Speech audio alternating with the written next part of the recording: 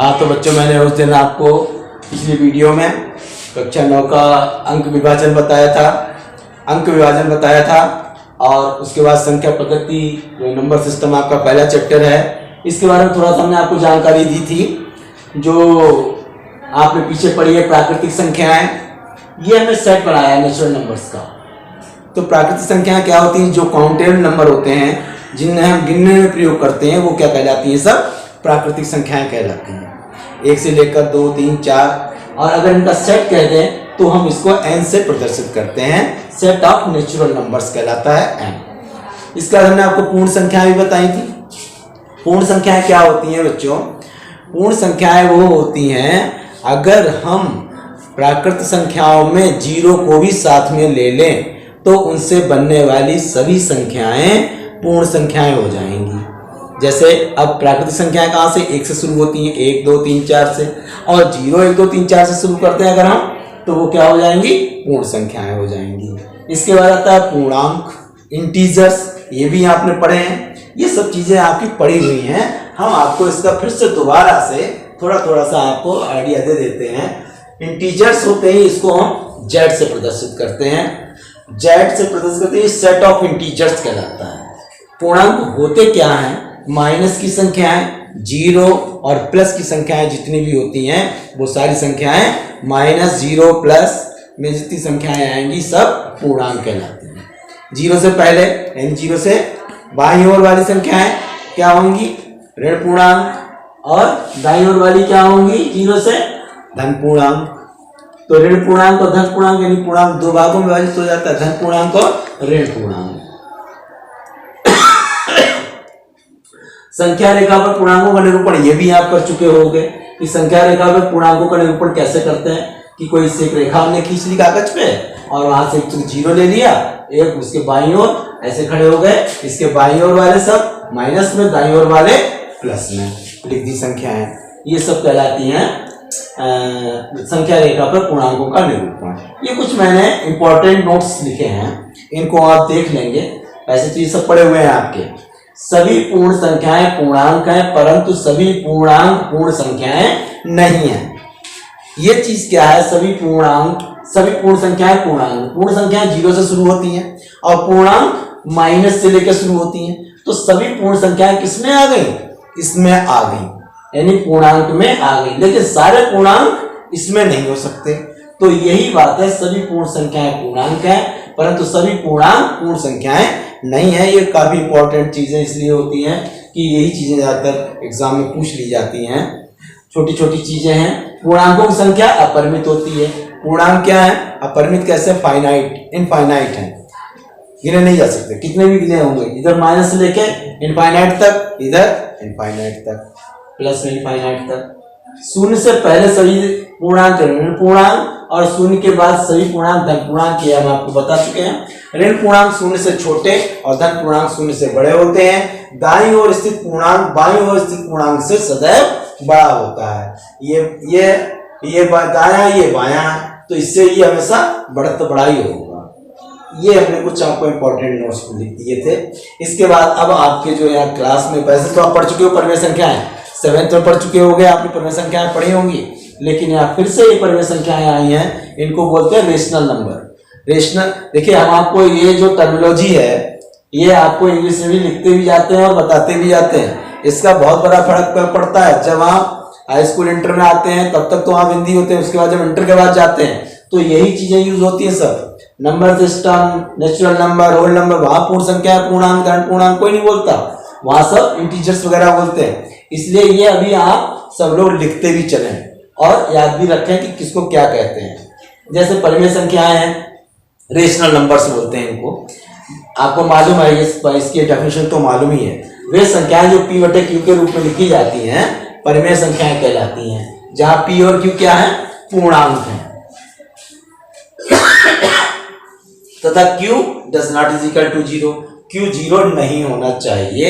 ये इसकी डेफिनेशन हो गई रेशनल नंबर्स की। तो ये डेफिनेशन हो गई आपकी, परिभाषा हो गई परिमेय संख्या की। तो अब हम यहाँ क्या कह सकते हैं परिमेय संख्याओं के बारे में कि जितने भी धन पूर्णांक, ऋण पूर्णांक जितने भी हैं ये पूरे माइनस लेके 0 प्लस तक, ये सब क्या हैं, परिमेय संख्याएं हैं। क्यों?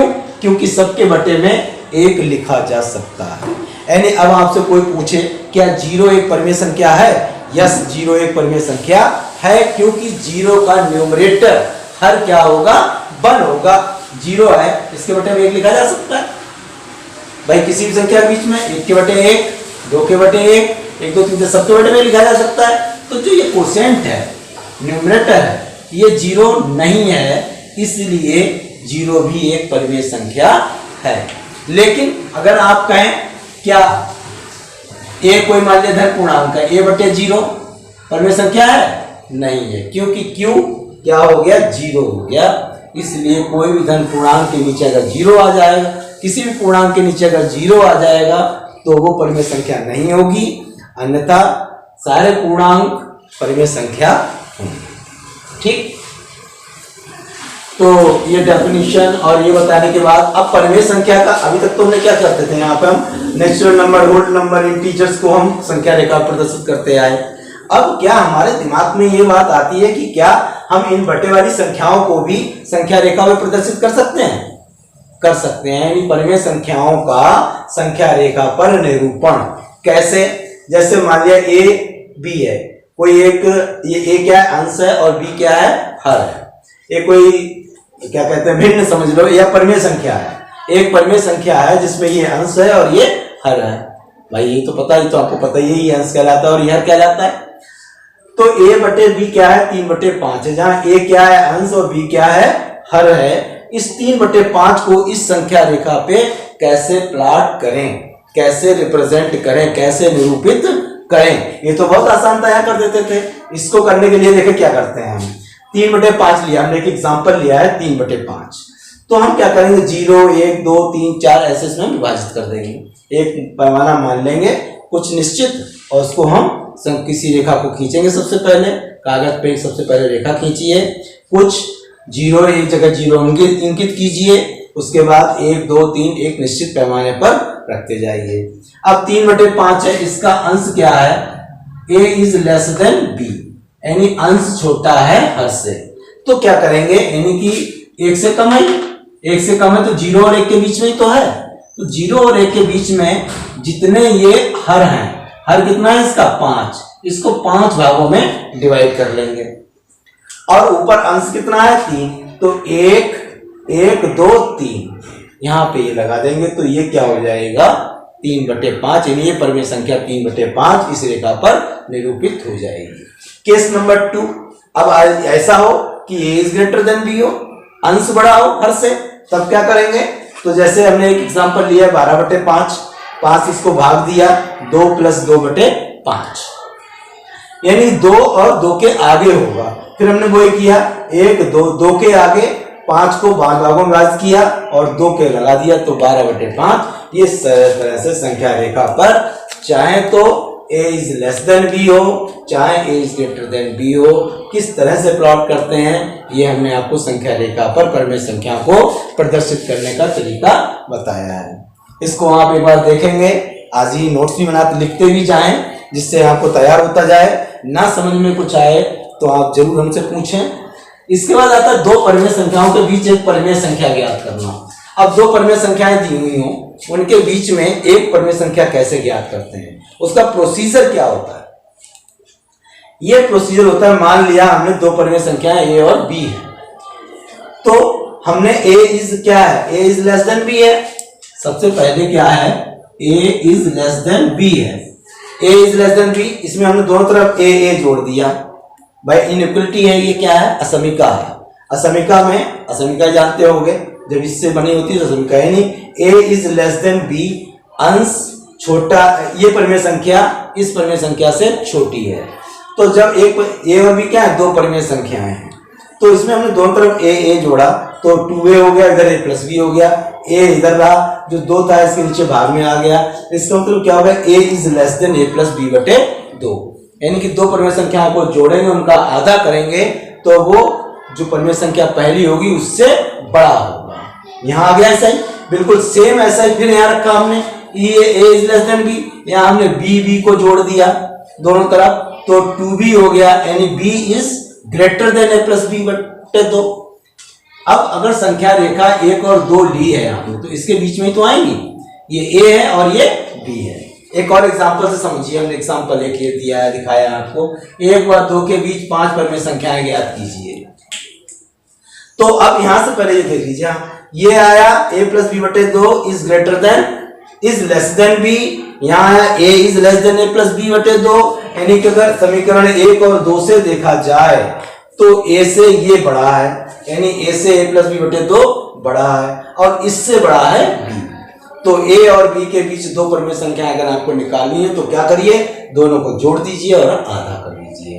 तो दो परिमेय संख्याओं के बीच में एक परिमेय संख्या निकालने के लिए दोनों परिमेय संख्याओं को जोड़िए और उसका आधा कर दीजिए, आपको एक परिमेय संख्या पता चल जाएगी। समझ गए भैया बच्चा लोग। इसके बाद एक एग्जांपल और लिया है मैंने, 1 और 2 के बीच 5 परिमेय संख्याएं ज्ञात करना।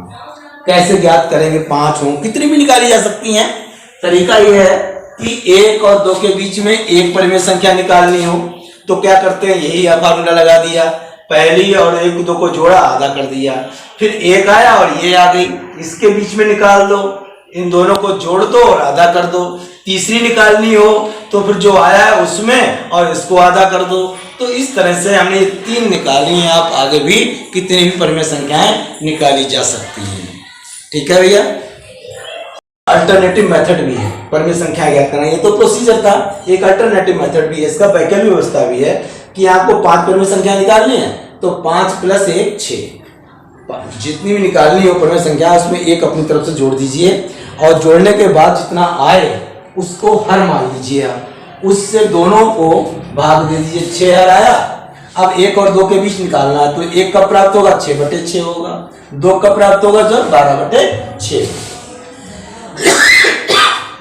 हर तो सबका समान हो गया।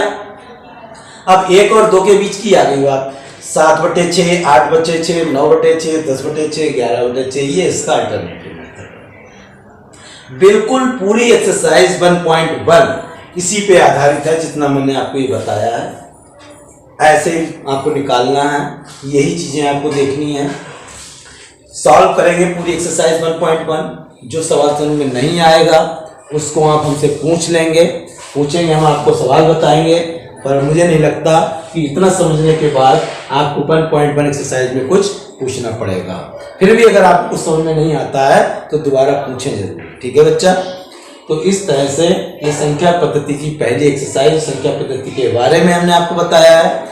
कल हम आपको बताएंगे अपरिमेय संख्या, आज बताइए परिमेय संख्या, अपरिमेय संख्या बताएंगे, फिर हम आपको वास्तविक संख्याएं अगली वीडियो में बताएंगे। तब तक के लिए